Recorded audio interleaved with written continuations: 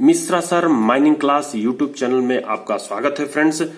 पिछले वीडियो में मैं आपको बताया था कि ओबी डंप यार्ड में कैसे प्रिकॉशंस क्या डेंजर्स रहते हैं और उसकी वीडियो को अपलोड किया था। अभी आपके सामने जो NLC Neyveli lignite corporation limited और जो NCL नॉर्दर्न कोलफील्ड लिमिटेड की जो क्वेश्चंस हैं जो पिछले गत एग्जाम में पूछे गए हैं उसके क्वेश्चंस का सॉल्यूशन को मैं आपके सामने अपलोड कर रहा हूं।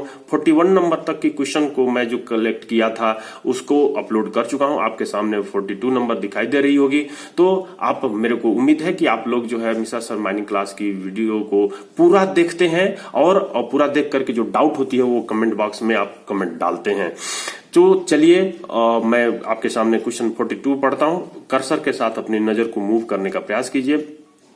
Where any pillar is left in situ for the purpose of measurement, its height shall not exceed 2.5 meter, and where the height of such pillar exceed 1.25 meter, the base of the pillar shall be dash dash in diameter।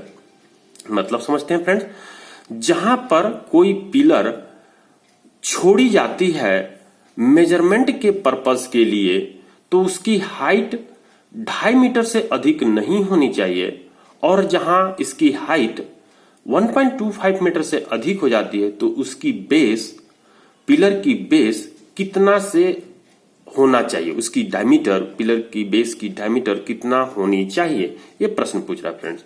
तो जो कोल mines regulation मैं यहां पर लिखा भी हूं, कोल mines regulation 2017 का जो 105 मैनुअल माइनिंग है जिसका सब रेगुलेशन 2 है, उसमें यह बताया गया है कि the diameter of the base of the pillar shall not less than 1.5 metre, shall not less than 1.5 metre. तो 1.5 मीटर से लेस देन नहीं होना चाहिए।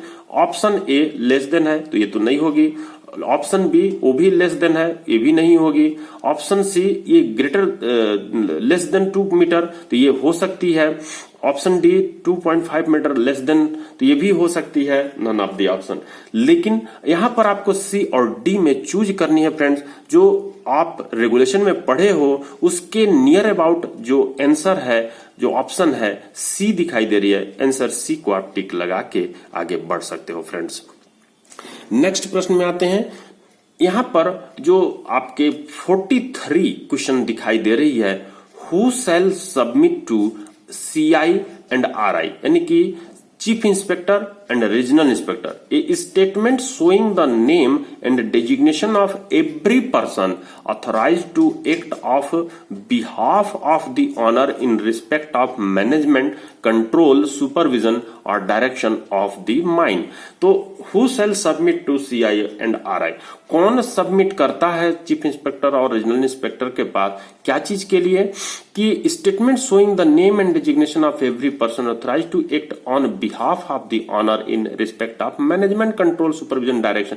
जो ऑनर की ओर से, ऑनर की बिहाफ में खान के मैनेजमेंट, कंट्रोल, सुपरविजन और डायरेक्शन की रूप में काम करने के लिए ऑथराइज करते हैं, ऐसे प्रत्येक आदमी का नाम और डेजिग्नेशन CI और RI के पास भेजी जाती है। तो वो कौन भेजता है?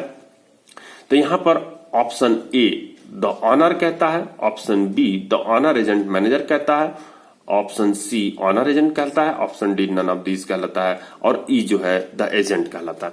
तो यहां पर आपको याद रखनी होगी कि जो कोल माइंस रेगुलेशन 2017 का रेगुलेशन नंबर 7 कहता है notice of change in ownership and appointment of agent and manager.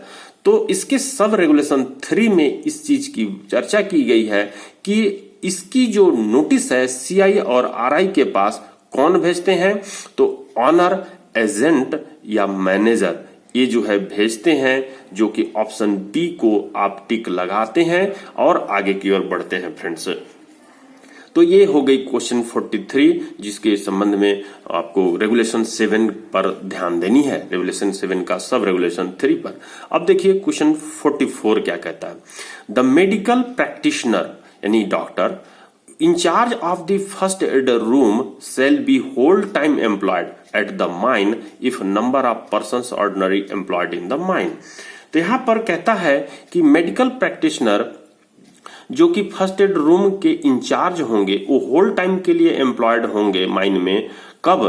यदि पर्सन जो ऑर्डिनरी एम्प्लॉयड होंगे वो खान में कितनी से अधिक होने पर वो ऑर्डिनरी एम्प्लॉयड होंगे। तो इस संबंध में जो फर्स्ट एड रूम की जो चर्चा की गई है, जिसके लिए हमारा जो रूल है 43, जो माइंस रेस्क्यू रूल 1955 का रूल नंबर 43 कहता है कि जहां पर भी 1000 से अधिक एम्प्लॉयमेंट है खदान में, वहां पर फर्स्ट एड रूम के जो डॉक्टर होंगे, इंचार्ज होंगे, वो होल टाइम के लिए एम्प्लॉयड होंगे।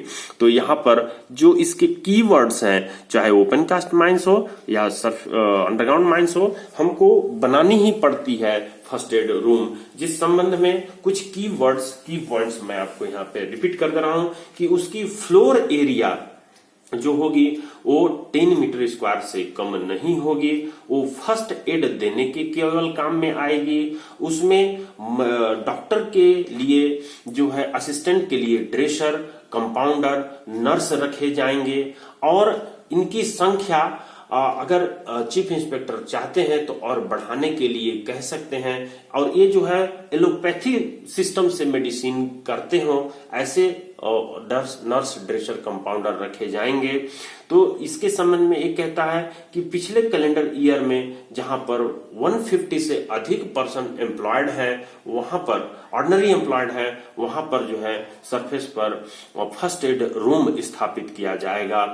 और फर्स्ट एड रूम जो होगी, अगर किसी वेलफेयर ऑर्गेनाइजेशन या फिर जो है जो अपनी कोई हॉस्पिटल मेंटेन की जा रही है और उससे हम इस पर्पज की भी पूरा कर सकते हैं, फर्स्ट एड रूम के भी काम हम उससे ले सकते हैं, तो इसके लिए CIM छूट दे सकते हैं। इस संबंध में 43 जो रूल थी उसके कीवर्ड और की नंबर को आपके सामने रखा हूं फ्रेंड्स। और इसको आप टिक लगा चुके हैं। सी नंबर को नेक्स्ट प्रश्न पर आते हैं फ्रेंड्स। यहां पर 45 नंबर में कहता है कि who is not a gas testing certificate holder in a 3rd degree gassy mine. 3rd degree gassy mines में कौन जो है होंगे जो कि फर्स्ट एड सर्टिफिकेट होल्डर नहीं रह सकते। तो यहां पर देखिए ए नंबर में सरदार को तो रहना ही है first aid certificate holder. B number में ओवरमैन, उनको भी रहना ही रहना है। इलेक्ट्रिकल सुपरवाइजर और टिम्बर मिस्त्री, यहां पर आपको दोनों में सोचनी है कि कौन फर्स्ट एड सर्टिफिकेट होल्डर होनी चाहिए, कौन नहीं होनी चाहिए, क्योंकि नॉट जो है आपको दिया है। तो यहां पर इलेक्ट्रिकल सुपरवाइजर जो होंगे वो आप सोचिए कि उनकी ड्यूटी या सर्टिफिकेट की जरूरत पड़ती है क्या। तो इलेक्ट्रिकल सुपरवाइजर को गैस चेक करने की जरूरत नहीं पड़ती है। तो यहाँ पर अगर C और D बोथ देता तो आप उसको जो है नॉट कह सकते थे, लेकिन यहाँ टिम्बर मिस्त्री जो होते हैं, चूंकि ये गो फेज पर काम करते हैं, तो ये गैस टेस्टिंग अगर सर्टिफिकेट होल्डर हैं, मस्ट जरूरत नहीं है लेकिन इनकी जरूरत पड़ती है, गैस चेक कर सकते हैं ये, और गैस सर्टिफिकेट अगर इनके पास है तो इनको जरूरत पड़ सकती है गैस चेक करने के लिए। इसलिए हम लोग टिम्बर मिस्त्री टिक न लगा करके यहाँ पर C नंबर को टिक लगाएंगे, इलेक्ट्रिकल सुपरवाइजर को। ठीक है फ्रेंड्स, अब आते हैं 46 नंबर के क्वेश्चन में। क्या कहता है, for every mine where in more than dash persons are ordinary employed the owner agent और manager shall constitute a safety committee for every mine where in more than dash persons are ordinary employed. जहां पर ऐसा mine जहां पर कितने आदमी से अधिक ऑर्डिनरी एम्प्लॉयड हैं, तब owner agent manager shall constitute a safety committee, तब वहां पर वो सेफ्टी कमेटी का गठन करेंगे। तो यहां पर प्रश्न में जो formation of safety committee rule number 29T जो आपकी दी हुई है, जिसमें कहा गया है कि 100 से अधिक पर्सन अगर ऑर्डिनरी एम्प्लॉयड हैं तो वहां पर owner agent manager safety committee गठन करने का काम करेंगे। और ये safety committee group safety committee का भी काम कर सकती है, जो कि कई माइंस के लिए जो है वो एप्लीकेबल रहेगी, जिसके संबंध में चीफ इंस्पेक्टर से परमिशन लेने की जरूरत पड़ती है। इस सेफ्टी कमेटी में कितने मेंबर्स होते हैं, जिसका हम लोग constitution and organisation of safety committee की बात करते हैं, जिसकी रूल 29T के जगह पर 29 एस में दी गई है, या फॉर्मेशन जिसको हम लोग कहते हैं यू में दी गई है।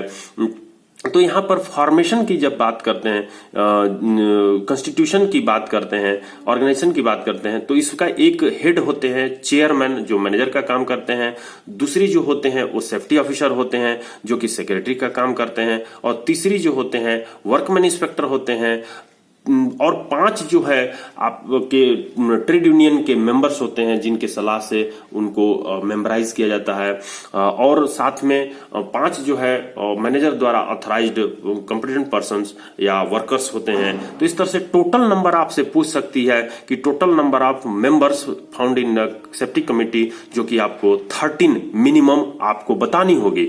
14 भी हो सकते हैं फ्रेंड्स, 15 भी हो सकते हैं, लेकिन 13 से कम नहीं होंगे। तो ये आपकी फॉर्मेशन ऑफ सेफ्टी कमेटी, इनका काम जो है नेक्स्ट रूल में दी हुई है कि आपको हम लोग नेक्स्ट वीडियो में इसकी फंक्शन की चर्चा करेंगे, फंक्शन ऑफ सेफ्टी कमेटी की। तो अभी आप लोग 46 का जो सेफ्टी कमेटी है उसकी चर्चा कर चुके हो। अब हम लोग आते हैं नेक्स्ट प्रश्न पर। जैसे कि यहाँ पर देखिए कंपोजिशन में मैं वीडियो कट पेस्ट करके रखा ही हूँ, एक बार फटाफट पढ़ लेते हैं। इन mines employing more than 100% ordinary, the owner and manager shall form a safety committee. However, a joint safety committee may be formed for a group of mines by a general or a special order from CIM or IM under the certain condition. Under certain condition में CIM और IM के permission से, special order या general order के permission से हम group of mines के लिए सेफ्टी कमेटी को ज्वाइंट सेफ्टी कमेटी के रूप में गठन कर सकते हैं। तो यहाँ पर 100% आपको याद रखनी है फ्रेंड्स।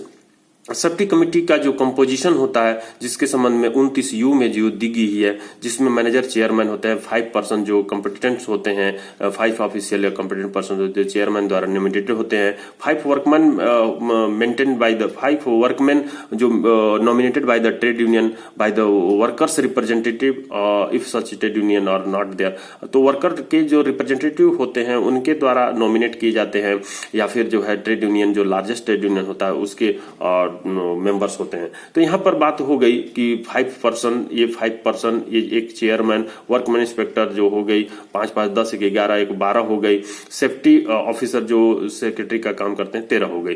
तो यहां पर चेयरमैन में cooperate any official competent person या ऑफिसर को कोऑपरेट करने का काम चेयरमैन करते हैं। तो ये 29 यू हो गई आपके सामने, जिसको मैं पहले भी बता चुका था। नेक्स्ट पर आते हैं प्रश्न। यहाँ 47 नंबर का प्रश्न आपको दिखाई दे रहा है, जिसमें कहा जा रहा है कि discipline of substitute panel workman inspector does not include. तो वर्कमैन इंस्पेक्टर जिसमें जो हम लोग एक सब्स्टिट्यूट वर्कमैन इंस्पेक्टर की पैनल तैयार करते हैं, उसमें जो है कौन शामिल नहीं होता। Discipline of substitute panel workman inspector does not include, इसमें कौन शामिल नहीं होते हैं। तो ए सर्वे, बी इलेक्ट्रिकल, सी मैकेनिकल, डी माइनिंग, ई जो है नन ऑफ द ऑप्शन। तो यहाँ पर वर्कमैन इंस्पेक्टर में जो इलेक्ट्रिकल, मैकेनिकल, माइनिंग के तो रहते हैं, लेकिन सर्वे के नहीं रहते। तो ऑप्शन ए को आप टिक लगा करके जो 29 क्यू है उस रेगुलेशन में, उस रूल में, माइंस रूल 1955 का, उसमें दी गई है। तो यहाँ पर आप जो है इसका रेफरेंस में आप याद रख सकते हो कि वर्कमैन इंस्पेक्टर की डेजिग्नेशन या अपॉइंटमेंट कब की जाती है, कितनी संख्या में रखी जाती है। तो प्रत्येक खदान जहां पर 500 से अधिक मैन पावर ऑर्डिनरी एम्प्लॉयड हैं, पिछले कैलेंडर में किसी भी दिन एम्प्लॉयड हैं, तो उस केस में वहां पर वर्कमैन इंस्पेक्टर डेजिग्नेटेड किए जाते हैं। वहां पर ध्यान रखना होगा कि डेजिग्नेटेड की चर्चा करता है, डेजिग्नेटेड किए जाएंगे, जो कि वो जो वर्कमैन इंस्पेक्टर होंगे खदान के जो लार्जेस्ट ट्रेड यूनियन है उसके सलाह से नॉमिनेट डेजिग्नेट किए जाएंगे, मैनेजर डेजिग्नेट करेंगे। अगर लार्जेस्ट ट्रेड यूनियन नहीं है तो जो अपना ट्रेड यूनियन के रिप्रेजेंटेटिव है उनके कंसंट्रेशन से जो है मैनेजर उनको डेजिग्नेट करेंगे। जो कि ये जो वर्कमैन इंस्पेक्टर होंगे वो एक माइनिंग डिसिप्लिन के होंगे, एक मैकेनिकल डिसिप्लिन के होंगे, एक इलेक्ट्रिकल डिसिप्लिन के होंगे। तो यहाँ पर 1500 से कहता है कि 1500 से अधिक अगर मैन पावर हो जाती है तो प्रत्येक 1000 या उसके पार्ट पर एक एक्स्ट्रा माइनिंग डिसिप्लिन से वर्कमैन इंस्पेक्टर नियुक्त किए जाएंगे। तो यहां पर आपसे प्रश्न पूछ सकता है कि कितने, अगर 2500 मैन पावर है तो वहां पर वर्कमैन इंस्पेक्टर कितने होंगे? तो 500 पर तो एक रहते ही हैं, यहां तक कि 1500 तक जो है एक ही रहेंगे। 500 से अधिक होने पर 3 वर्कमैन इंस्पेक्टर तो रहना ही रहना है, लेकिन 1500 तक जो है आपकी 3 ही रहेगी। लेकिन उसके बाद का जो प्रत्येक 1000 है उस पर एक माइनिंग डिसिप्लिन का वर्कमैन इंस्पेक्टर बढ़ता जाता है। तो इस तरीके से आप अगर 2500 पूछता है तो वहां पर आप एक प्लस जो है करके बता सकते हैं कि 4 रहेगी। तो ये संख्या पूछता है उस संबंध में। ठीक है, नेक्स्ट वीडियो में इसकी आप हमारे मिसासल माइनिंग क्लास की जो यूट्यूब चैनल है उसमें आप अगर सर्च करते हैं तो वर्कमैन इंस्पेक्टर की जो प्रत्येक कंटेंट है, सब रूल है, उसका मैं एक एक करके मैं वीडियो अपलोड किया हूं कीवर्ड और की नंबर के तहत। तो आप उसको देख करके अच्छे से समझ सकते हैं फ्रेंड्स। तो यहां पर 48 नंबर क्वेश्चन पर आते हैं हम लोग। Committee means under the CMR 2017। CMR 2017 के अंतर्गत जो कमिटी होती है उसके संबंध में क्या कहा है? Option A means A committee appointed under section the 12 of CMR के सेक्शन 12 के अंतर्गत कमिटी अपॉइंट की जाती है। तो सेक्शन 12 में कमिटी नहीं है फ्रेंड्स, आप ये पढ़ चुके होंगे। मीन्स ए बी नंबर में क्या कहता है देखते हैं। Means A committee appointed under the mines rule 1955। Mines rule 1955 के अंतर्गत जो कमिटी अपॉइंट की जाती है, तो ये भी नहीं, माइंस रूल में नहीं कमिटी अपॉइंट की गई है। सी नंबर में देखिए, means A committee under section 12 of the mines act 1952। Mines act 1952 के सेक्शन 12 के अंतर्गत जो कमिटी होती है उसी को हम लोग कमिटी कहते हैं फ्रेंड्स। तो ये जो आपकी सी है वही राइट आंसर है, जिसमें डी कहता है कि means appointed under section 9 of mines act 1952। 9 भी नहीं है, means appointed under section of 11 of the mines act 1952 का 11 सेक्शन के अंतर्गत। तो यहाँ पर आपको 12 जो होगी वो याद रखनी है कमिटी के लिए। जो सी ऑप्शन होगी उसको टिक लगा के आप आगे की ओर बढ़ सकते हैं। यहां पर आपके सामने दिखाई दे रही है क्वेश्चन नंबर 49। क्या कहता है? Which one of the following is not A notified disease under the provision of the mines act 1952। Mines act 1952 के प्रोविजन के अंतर्गत इनमें से कौन सी जो है, which one of the following is not A notified disease, इनमें से कौन सी जो है नोटिफाइड डिसीज नहीं है, इसको बताना फ्रेंड। तो सबसे पहले तो ये आप जान लीजिए कि नोटिफाइड डिसीज होती क्या है। आपकी जो मिसा सर की माइनिंग की जो वीडियो है वो पहले अपलोड हो चुकी है, लेकिन आज की वीडियो में फिर से मैं बता देता हूं। माइंस एक्ट 1952 के सेक्शन 25 के अंतर्गत सेंट्रल गवर्नमेंट द्वारा ऑफिशियल गजट में प्रकाशित की गई जो डिसीजेज हैं उनको कहा जाता है नोटिफाइड डिसीज। जिस संबंध में यहां पर पहले 5 डिसीज को नोटिफाइड की गई थी, लेकिन 2017 के रेगुलेशन में ये 6वें नंबर के जो डिसीज है उसको इंक्लूड कर दिया गया है। तो पहला नंबर में क्या है? न्यूमोकोनियोसिस, जो कोल डस्ट या अन्य प्रकार के डस्ट के कारण से बीमारी होती है। दूसरा सिलिकोसिस, जो कि सिलिका डस्ट SiO2 डस्ट को इनहेल करने से सिलिकोसिस बीमारी होती है। तीसरा जिसको हम लोग कहते हैं एस्बेस्टोसिस, एस्बेस्टस डस्ट के कारण जो बीमारी होती है इसको हम लोग एस्बेस्टोसिस कहते हैं। चौथा मैग्नीज पॉइजनिंग, मैग्नीज माइंस में मैग्नीज डस्ट के कारण से जो डस्ट इनहेल करने पर जो डिसीज होती है उसको हम लोग बोलते हैं मैग्नीज पॉइजनिंग। और पांचवा होती है जिसको cancer of lung, pleura peritoneum, that is also called the मिसोथेलियोमास।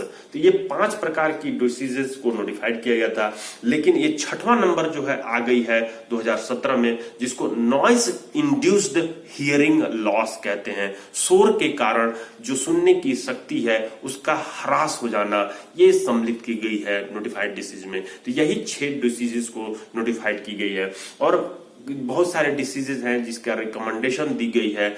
Contact dermatitis, pathological manifestations, contact dermatitis जो कि केमिकल के संपर्क में आने से वो बीमारी होती है डिफरेंट प्रकार के केमिकल इंडस्ट्री में। उसी तरह से जो पैथोलॉजिकल मैनिफेस्टेशंस हैं, यूरेनियम या अन्य प्रकार के जो डस्ट होते हैं उनके कारण से जो बीमारी उत्पन्न होती है, उसके से जो कांटेक्ट में जो बीमारी उत्पन्न होती है उसको हम लोग जो है पैथोलॉजिकल मैनिफेस्टेशंस कहते हैं। तो यहाँ पर आपके सामने दिखाई दे रही होगी, मैं नेक्स्ट स्क्रीन को लाता हूं, जो कि कहा गया है डिसीजेस के बारे में। तो which one of the following is not A notified disease, इसमें से कौन सी है जो कि नोटिफाइड डिसीज नहीं है माइस एक्ट 1952 के सेक्शन 25 के अंतर्गत।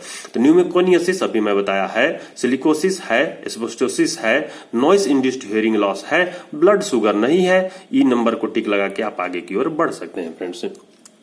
आपके सामने प्रश्न दिखाई दे रही है 50 नंबर का, the coal mines regulation are made by, coal mines regulation CMR किसके द्वारा बनाई जाती है? तो यहां पर ministry of labour and employment नहीं friends, central government, yes friend, यहां पर सेंट्रल गवर्नमेंट द्वारा ही बनाई जाती है। चीफ इंस्पेक्टर ड्राफ्ट तैयार करते हैं। मिनिस्ट्री ऑफ लॉ नहीं, पार्लियामेंट उसको पास करती है, जिसमें लोकसभा और निम्न सभा दोनों जो है होती है।